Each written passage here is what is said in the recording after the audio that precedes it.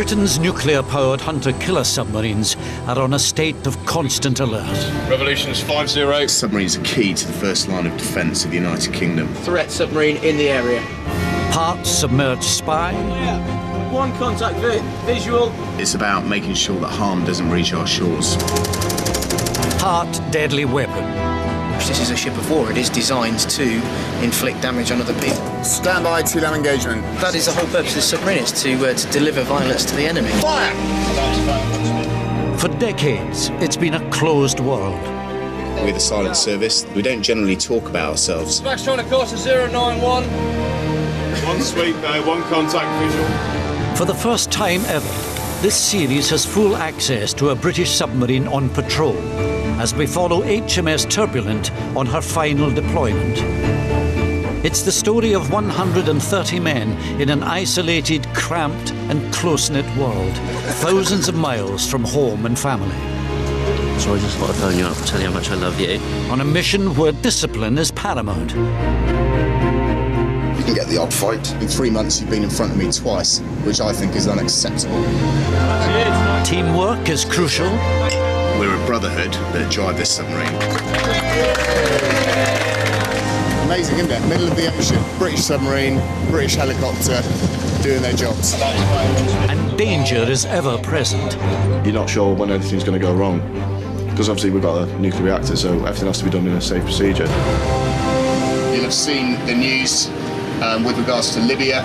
Unknown vessel, this is surface submarine. You're approaching me in a threatening manner. As they sail through the Mediterranean and into the troubled waters of the Middle East.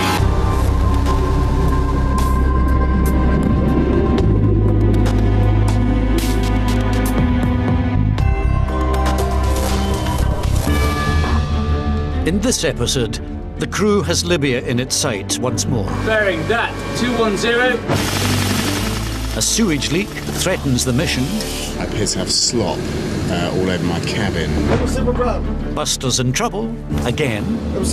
Off, cap. And a moment's reflection amid the conflict. We have come together today to commemorate the loss of HMS Turbulent and her crew in 1943. HMS Turbulent has sailed from Plymouth to protect British interests in the troubled international waters east of the Suez Canal.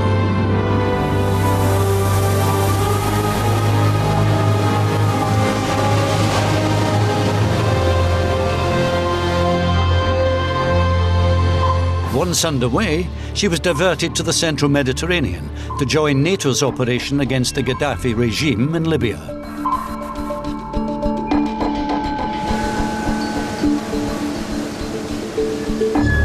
Her job? To enforce the UN arms embargo against the Libyan dictator.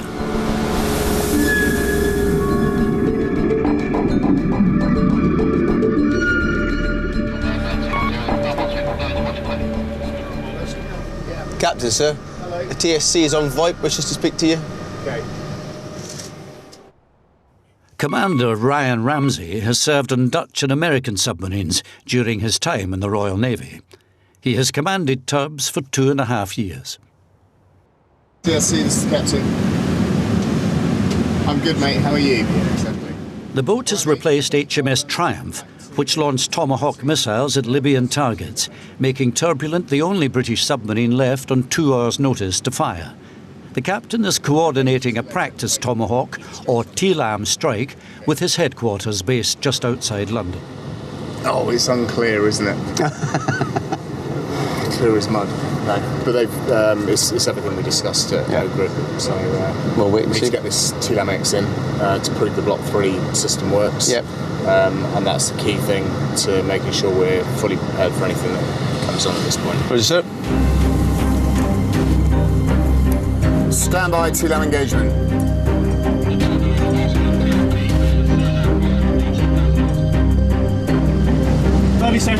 The exercise is a simulation, but the men take it as seriously as any real attack. 15 seconds. By the time the genuine orders come, they need to be perfect. 5, 4, 3, 2, 1. Execute. Execute. Missile away, 1 2. Missiles seat approach. Booster separation. Transition to cruise. The Deputy Weapons Engineering Officer gets the first 2 simulated missiles away successfully. Next missile away will be in 1 minute's time. Officer shot to watch, next missile away in 1 minute's time. The captain is determined to ensure his men are prepared for all eventualities, so he adds a twist to the third. I've made this more difficult than it needs to be. Actually, we need to be able to fight through some quite difficult scenarios. So the one that I've just placed in there for both my team without them knowing, and also for the headquarters, is actually the missile doesn't launch effectively. 5, 4, 3, 2, 1. Execute. Execute. Missile away 2 tube. Missile seen to broach. Missile casualty. Missile seen to break up. Roger, casualty. Get FCO. Take that with a poor missile. Roger, sir. Now we've discovered that actually it becomes extremely difficult to make sure we've got the backup missile in place and alert the headquarters and do everything else, which is what they're working through now. It's a useful discovery. That went quite well. Whilst it might not have looked pretty, it actually had a lot of training value, certainly for us on board, because we now know we need to practice and keep practicing what happens when things don't go well. The prospect of firing real missiles and taking human lives provokes mixed feelings amongst the men. Do we want to send missiles that will invariably kill people? Do we want to do that? I think there's a part of us, deep down, everyone on board, that would rather this be resolved a different way. However, as the captain says himself, we're here to deliver violence to the enemy. That's what we'll do. Weapon located in the tube. This is what you're trained for. This is what you spend years doing, and then you could get the chance to do it for real and help people out. 1 tube, rear door shut. 1 tube, rear door shut. Quite excited in a way, because it's doing what the boat should be doing in effect, not just going around doing nothing, just patrolling. Should be firing weapons. That's what it's designed to do. The previous 24 hours has seen us again. At the morning O-Group meeting, the boat's senior management team receives an intelligence briefing. From the Med Maritime Summary, indicated a living patrol boat, which was previously reported to be at sea conducting a coastal patrol, is now backing alongside Tripoli. The Russian replenishment ship, along with the MoMA... With 12 navies contributing surface ships and submarines, NATO's operation against Gaddafi is the maritime equivalent of gridlock. Coalition forces. Slow ahead. Slow ahead. When they're not patrolling or training, Turbulence men know they may be called upon to fire at any time. Tuesday revolution set, speed by log 5.4 knots. Yet most of the time in the conflict zone is simply spent waiting. Outwardly, I'm relaxed because the team have done everything that needs to be done. We're completely ready, comms is established. I know that my teams are going to perform when they need to perform it, but actually, before anything, you need to be relaxed totally. You need the whole team to relax, and it needs to be just normal business. As a hunter-killer submarine, HMS Turbulent's normal business includes delivering lethal force. A nuclear-powered submarine like HMS Turbulent is the most complex military platform that the United Kingdom owns. I mean, it's made up of more than 1 million parts. It's kind of strange because some of the technology dates back to the 1950s. So ship control over here, the autopilot, for example, is based upon the same autopilot that was used on the Avro Lancaster bomber from the Second World War. But it works, so why change it if it works correctly? And then on the other side, for our fire control, action information organisation and our sensors, they're at the late 20th, early 21st century.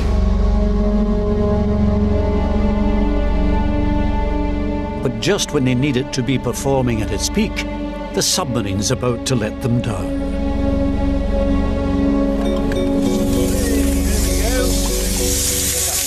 No, it's just a little bit of water.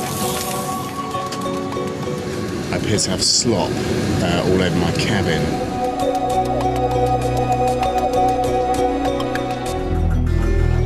Stand clear search. Race search. Race search. HMS Turbulent is in the NATO operational area off the Libyan coast. As pro-Gaddafi forces and rebels battle for control of the town of Brega, her crew remain on standby to launch missiles at targets in Libya. In this busy operational zone, the warfare specialists need to plot exactly where their allies are. Pursue 20 starboard. No, put me 30 starboard. Pursue 30 starboard. True bearing 201, max range 3,500 yards. Range of 7,500 yards. Range 7,500 yards. Max. Yet on this occasion, they've left a couple of aircraft carriers and their support ships out of the intelligence picture they've been building up. One sweep, nothing close. The captain is not best pleased. You're lucky that these are friendly forces, okay? We cannot afford to lose information like that. So switch on, sort it out, we can do much better than this, okay? That was not acceptable, any of it.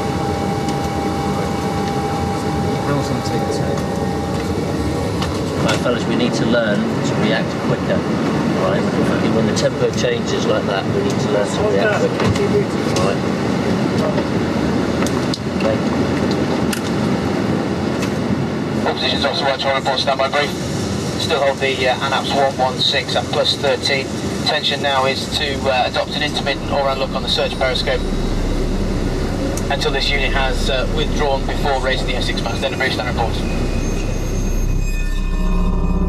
Once clear of the carrier battle group, the captain moves the boat further inshore from where the rooftops of Tripoli are visible through the periscope, and her chances of being detected in shallow waters are significantly increased. Her mission is to gather intelligence on Libyan shipping, which may be breaking the UN arms embargo. 17 merchant vessels are reported to be dotted around off the major towns off the coast, suspected of smuggling arms. We want to know the known disposition of Libyan naval forces at the moment between Tripoli and Al-Qums, the capability of the Libyan Air Force post all the strikes, in particular any kind of maritime element, pre-existing knowledge of the Libyan C3 infrastructure and what we can use exploiting our onboard sensors. They should go this evening. Okay. This is a good thing for us to be doing, because this is going to be a dense shipping environment, lots of activity, lots of military activity, situations on the shore. I want to get close enough that we can gather video evidence, finding those merchant vessels that are transporting possible mercenaries, arms, everything else, finding out what the military activity is and taking control of it and making sure that we do what we're good at doing. All right? Red 60, true bearing 210. But the biggest threat to the boat turns out to be of the crew's own making. The garbage chute, which discharges rubbish into deep water, and Peter the Eater, the galley's waste disposal unit, are blocked. More and more defects coming up, okay? That's fair enough. I'll accept the defects that happen as a matter of course, but what I won't accept is defects that have resulted from complacency, and there's been 2 of those over the last 24 hours, okay? The Garbo and also Peter the Eater. Do not get comfortable on board the platform, okay? She's delicate, she needs looking after, and we need to make sure that we focus towards that. With nowhere to drain wastewater, the men are in effect drowning in their own sewage.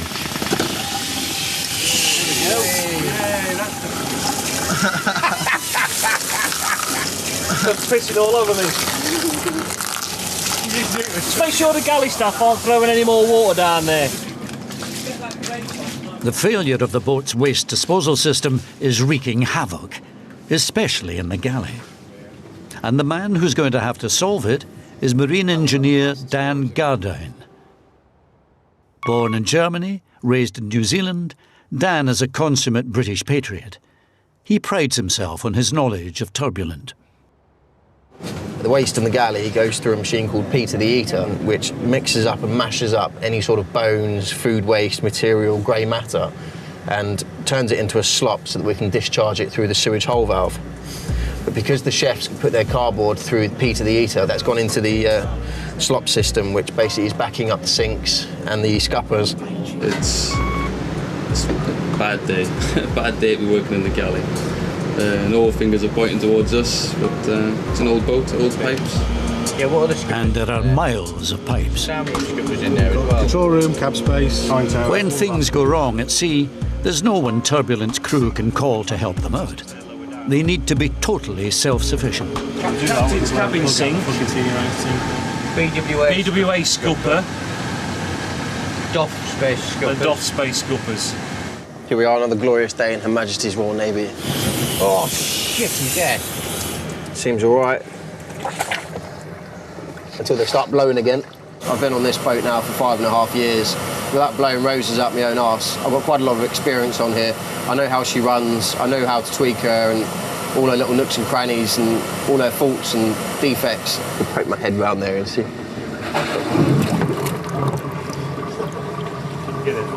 Yes, just. Do you see that? It's sod's law, just as I poke my head round there as well. You can see why I wanted to have 2 hands on it now, can't you? Can you imagine that going all over the captain's cabin? I don't care what it looks like when you build it, just drill a hole. That's the beautiful thing about being a submariner, is there's no training course that will teach you everything you need to know about submarines. It's all handed down by word of mouth from submariner to submariner. I know Mr. Gardine very well anyway, but he might be lodging in my cabin in this way. Squatters' rights and all. Can I have a bit, sir? Yeah. Cheers, sir. I'm fairly low down, but I'm quite well respected because of my knowledge. So hopefully I'm going to get my promotion soon. I've just got to learn to keep my mouth shut. Eventually, Dan and the team get the problem sorted, but at a cost. They've done it. It's taken about 12 hours to fix this. 12 hours, 4 or 5 men, so about 60 man-hours to fix a blocked pipe. But what else are we going to do? We've got to fix it.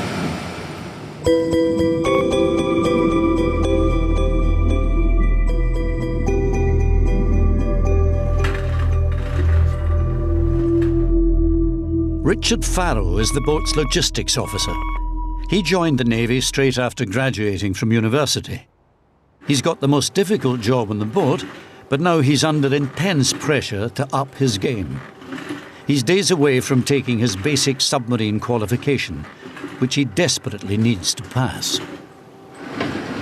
So, okay, so this walk round. Before that, Richard has to do a walk round with the executive officer and impress him with his knowledge of the boat and its operations. Vulnerable timers, if you like, for gun handover. The Midnight, the 0300. Yeah. The XO will ask me about things particular to him, what he's interested in, and as such I don't know what necessarily those will be. He'll have some peculiar things that he likes to ask about, and I'm hoping I know the answers, so we'll just have to see how it goes. Talking about the draft marks, limits for opening the weapons embarkation hatch. Yeah. Richard has taken longer than I would expect an officer to take to complete his BSQ training. He has had some other things to do whilst getting qualified. However, I still expect him to qualify in the period allotted. That's probably the best walk around I've done out of the ones I've done so far, and I'm a lot more confident about my board because a lot of those questions were sort of specific officer of the day questions and things that the XO and the captain would expect me to know. Monday morning, I think it's... Yeah, it was a satisfactory walk round. The point of the walk round is to make sure he's got a broad understanding of a lot of topics, such that when he's on the submarine by himself with only 18 other people in the middle of the night and something goes wrong, he knows how to deal with it. I just can't plan for that. We could have defects, we could have content. He's been on board 6 months now, so Monday is his deadline to get qualified, and if he gets qualified, he'll be rewarded with an officer of the day duty in Crete in a couple of weeks' time when we arrive there.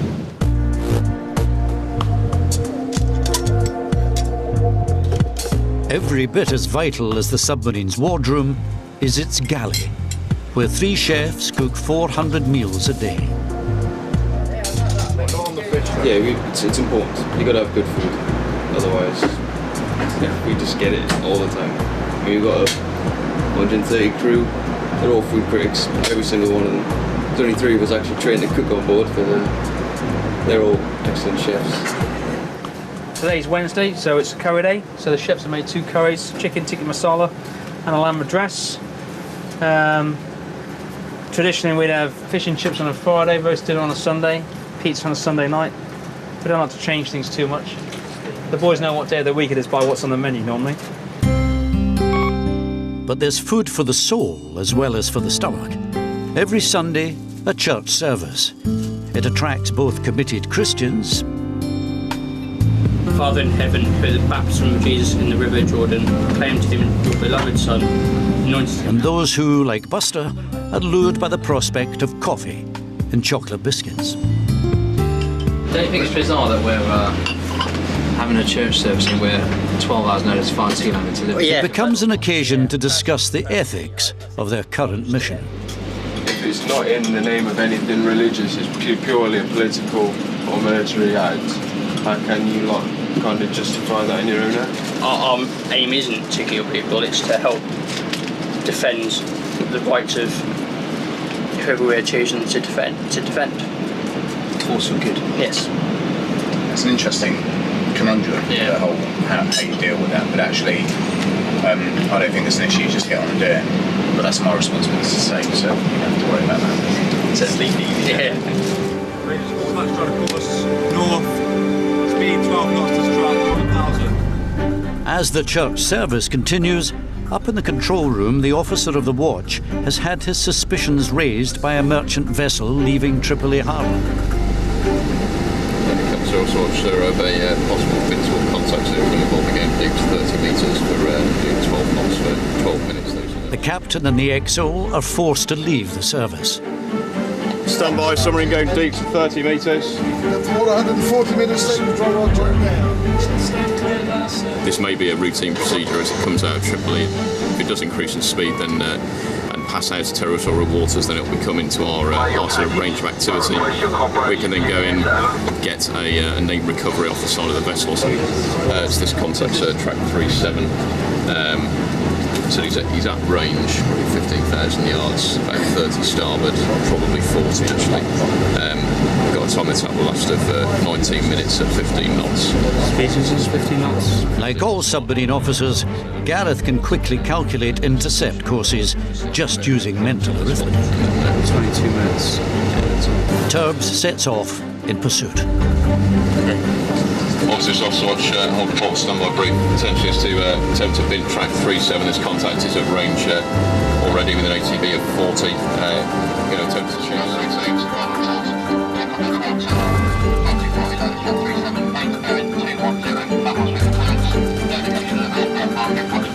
6 up. Keep 18 metres.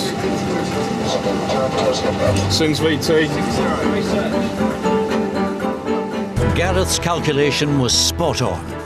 After 22 minutes at high speed, Turbulent comes up right on target. Well, bearing that, 210. 210 cut. We'll top that, 6 minutes. Down. The crew alerts a NATO surface ship to the presence of the suspect merchant vessel.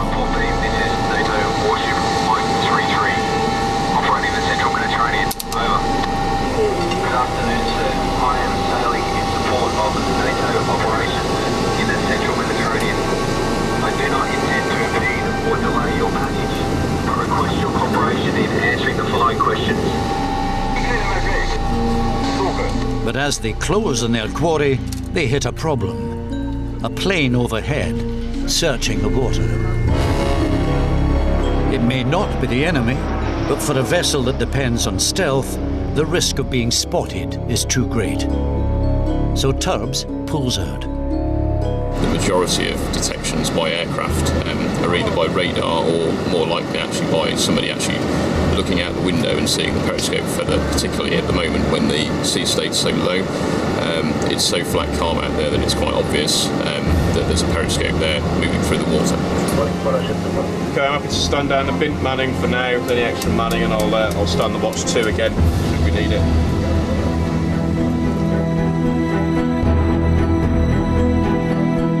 The sonar specialists are picking up explosions in the sea. Unused bombs from the hundreds of NATO air raids, they're a constant reminder of the conflict in Libya. Basically, it's bombs that they don't need anymore, and they can't land back on their platform with them. So they have a safe zone where they drop bombs. It's a safety factor than taking them back to their unit. HMS Turbulent has already overcome 2 mechanical failures caused by human error. But her future involvement in the NATO operation is about to be put to a much more serious test.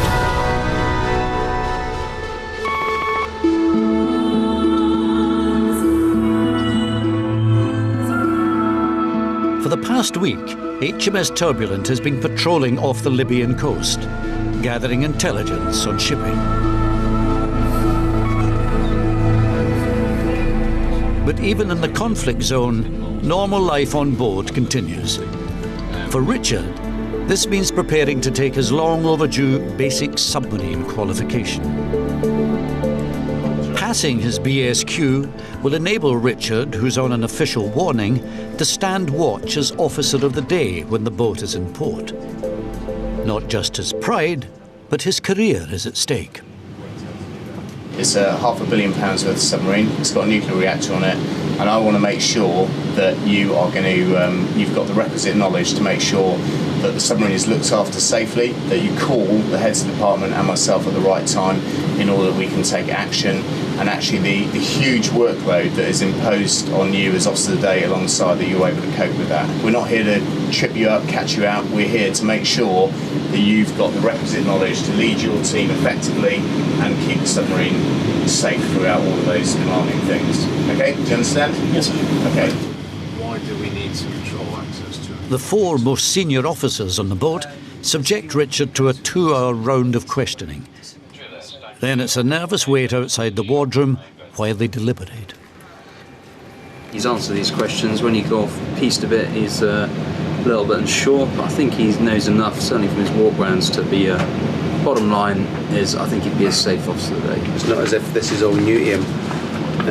And safe, I think he's a safe pair of hands. He knows what I'm talking about, explosives, masts, safety and all that. So what I think gives me some concern is that when he doesn't know, he does seem to take a guess, and that was evident to me when he did his walk round.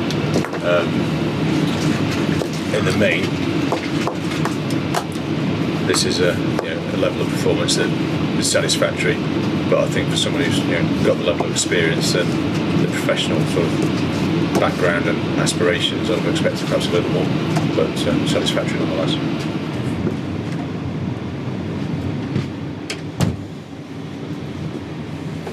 Okay, I think the piece, I think you did answer most of the questions in sufficient depth that gives us confidence as a group that you will keep the submarine safe. There's one weakness which you need to address pretty quickly, and that is the thorough knowledge of health and safety. Your experience of officer daying on Trafalgar class submarines will increase because obviously there's enough duties for you to do, but it's about making sure that you do the right thing at the right time.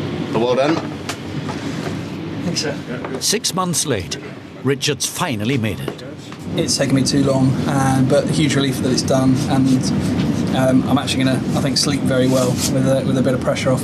There's more qualifications and boards to come, but this is the key one that means that I can start helping the submarine with the duty watch bill, and I stop feeling quite so much like a trainee.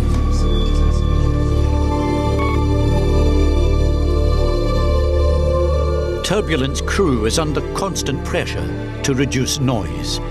A mechanical clank inside the boat could be heard by underwater enemies many miles away. In the conflict zone, that pressure is even greater.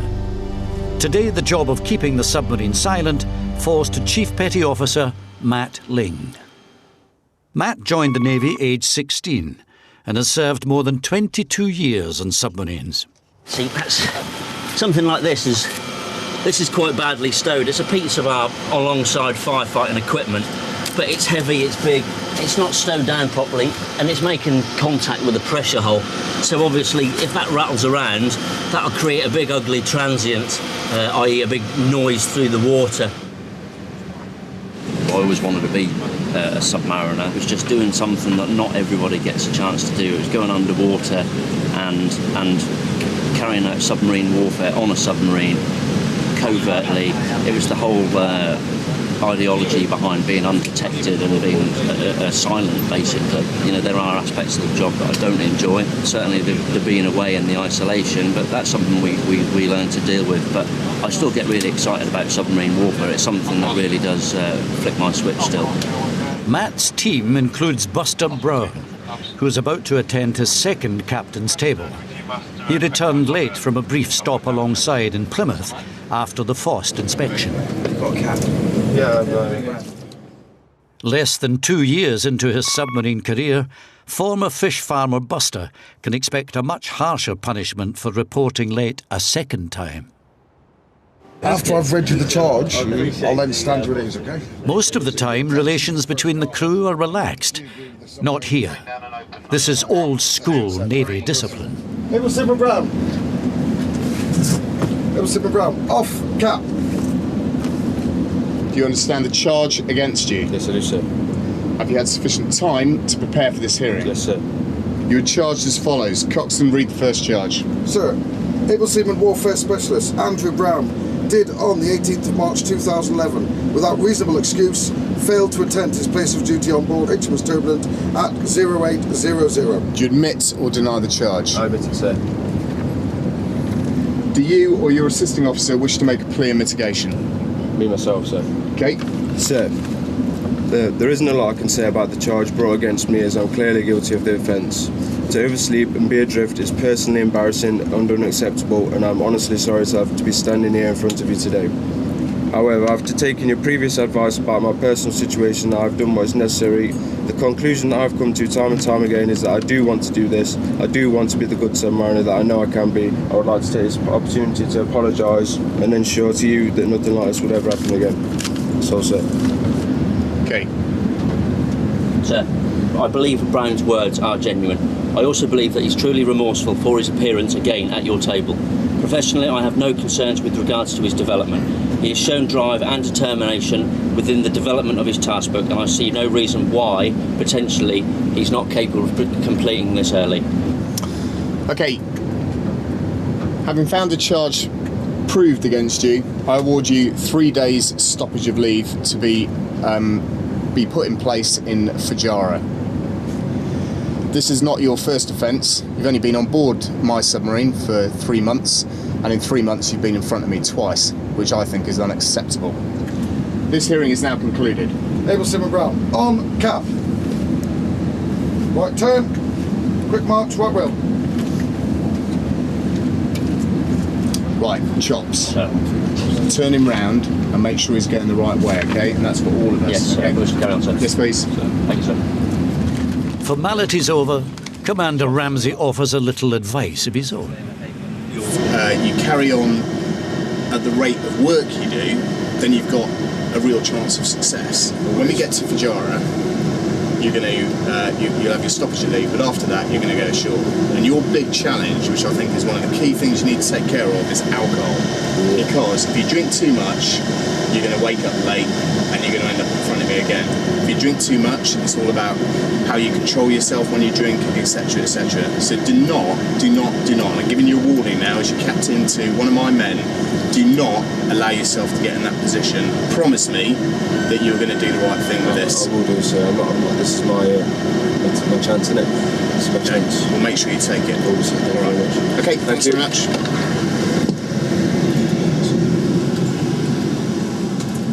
Three days stoppage leaves. It's really good, actually. It's really good. To give me the chances, it's a really good plan. At the end of the day, it's better than just a normal boss. It's good. Would you think you'd be able to turn yourself around now? To be honest, I've got to turn a few things around, but straight and narrow. That's all I can do. And yeah, I'll make the effort. I'll definitely make the effort.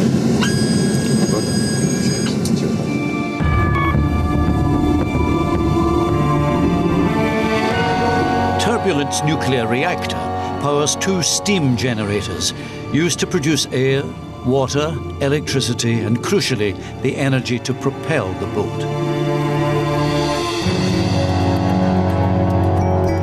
In theory, she could stay submerged indefinitely, or at least until the crew's food ran out.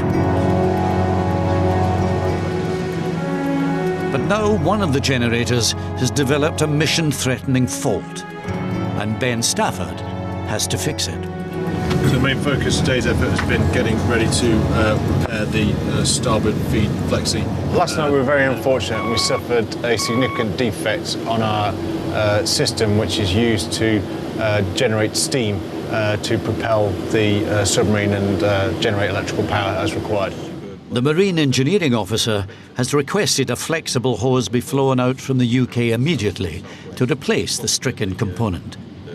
But at O Group, the captain suggests that this may not happen. The challenge now is how we recover from this, because actually we might not get a helo transfer today. The focus has got to be on the TLAM strike and then making a decision as to whether we're going to go and operate off the Libyan coast, gathering intelligence in the state we are in today.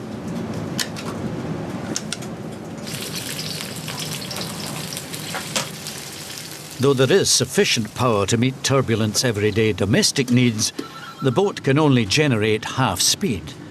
So she limps out of the operational area and heads 250 miles north to a NATO base at Suda Bay in Crete.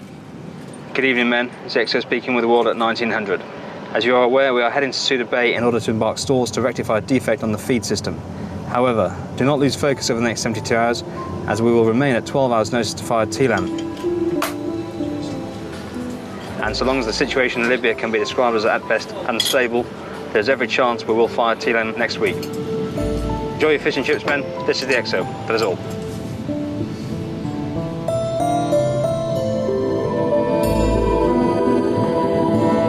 Submarine, passing 16 meters, returning position forward. Servicing now, servicing now. Over the past 24 hours, Turbulent has covered the 250 miles from her position off Libya to Suda Bay on the island of Crete.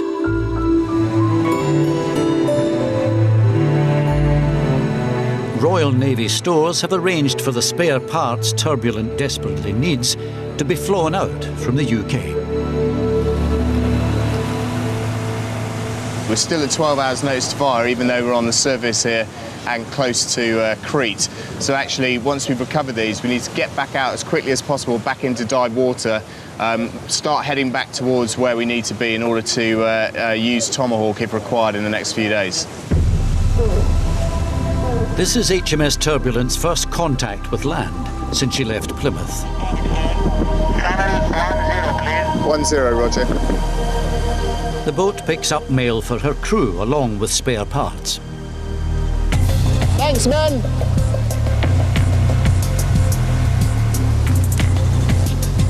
Come right to 270. Starboard 10, steer 270. Starboard 10, steer 270. But no sooner is she underway than a discovery is made. The crucial parts she needs aren't in the package. Logistics Officer Richard gets on the phone to the shipping agent. Hello, Mr. Hondrakis. This is Lieutenant Richard Farrow, the logistics officer, calling from HMS Turbulent. Unfortunately, the part was not on the boat transfer. I shall call you again in a couple of minutes. There's no point going any further.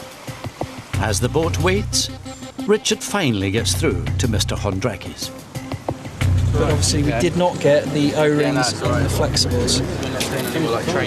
Yeah, the hose assembly, the second pack of stores then arrived at the airport, and the agent obviously missed that, but that had all the critical things that we needed for the repair. So hopefully we're going to get that on a boat transfer and have those brought out to us this afternoon. The hold-up affords the crew a rare opportunity to escape their tin can. Not that that's to everyone's taste. Sunshine and fresh air are overrated, in my opinion, as a submariner, but the chaps are enjoying it, so I'll let them crack on. Being so close to land means the men can get a mobile telephone signal.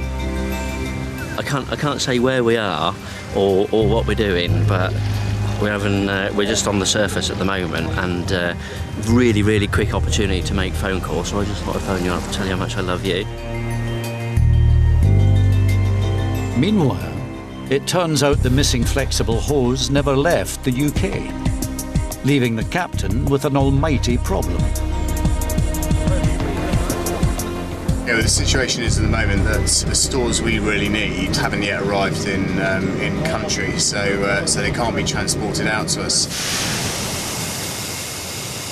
It's still at 12 hours notice to fire, but we're in totally the wrong place.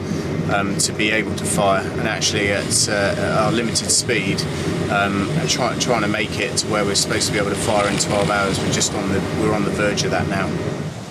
If she can't make it back, Turb's whole mission is in trouble. HMS Turbulent is heading back to the conflict zone of Libya, still missing the spare parts needed to repair a steam generator. Fortunately, Marine Engineering Officer Ben has been working on a plan B, a little bit of DIY. So this repair, as it turns out, was pretty much managed on board using materials that we made ourselves. They've put that together, put the bungs in place and restored everything back to normal. So we're back in double main engine drive, propelling. We've got pretty much everything available to us, so it's quite an achievement, and I'm very proud of what they've done. I think I'm going to draw a line under the last few days, have a cup of tea and probably go to bed. At last, the crew of Turbulent can look forward to resuming their duties at full power. No, he hasn't, but I have. Do you want me to show her? Good evening, men. It's XO speaking with the world at 1900. You will be aware that we are on the surface heading deeper into the op area. We will be in area tomorrow at lunchtime. It is possible that we are being pre-positioned to conduct a TLAM strike tomorrow evening. However, at present that is speculation. We will find out in the morning what is happening and you will be briefed accordingly. Until such time as more details are known, I'll ask you to remain focused. Have a good evening, men. This is the XO. That's all.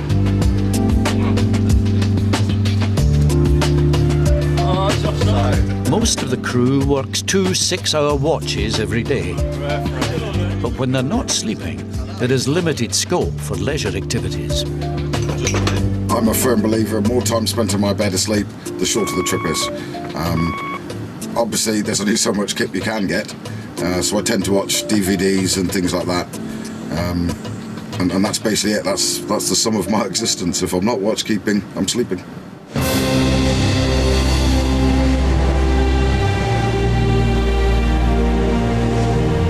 Overnight, the boat has received fresh orders to turn around and head back to Suda Bay. It was a little bit of a disappointment because when I went to bed, I was expecting to be, you know, in our area ready to fire, and then I wake up and we're on the surface transiting in the opposite direction again. So it was a bit of a shocker for me, yeah.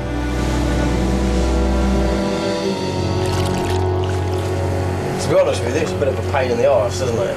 For the past 2-3 weeks, we've not known what's going on outside the world, and then all of a sudden we've got to be ready to fire. Then we're told, no, we're not going to fire. Then we're told, you're going alongside, you're going to have a run ashore. No, you're not. It's not going to happen. We've just travelled 200 miles overnight. Now we've just got to where we're supposed to be, and we've just been told, oh no, doesn't matter. You're not needed to fire. You can go back to where you were. One task remains before they land at Crete. One that's as close to the men's hearts as their duties in Libya. The crew pauses to remember the last submarine to bear the name Turbulent. It was sunk on patrol during the Second World War. Turbulent was lost having hit a mine off Sicily. Submarine service has got a very proud history and an awesome reputation today. It's because of the sacrifices made by our forebears. So it's entirely appropriate today on our transit. We just dwell at pause of too much in places to remember those who've gone before. We have come together today to remember those who have died in war and conflict in service of their country and mankind. In particular, to commemorate the loss of HMS Turbulent and her crew in 1943. Off, caps!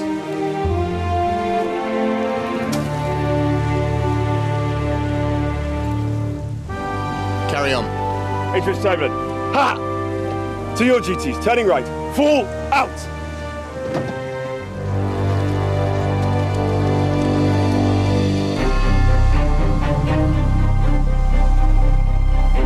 Danger is never far from the Royal Navy's submariners.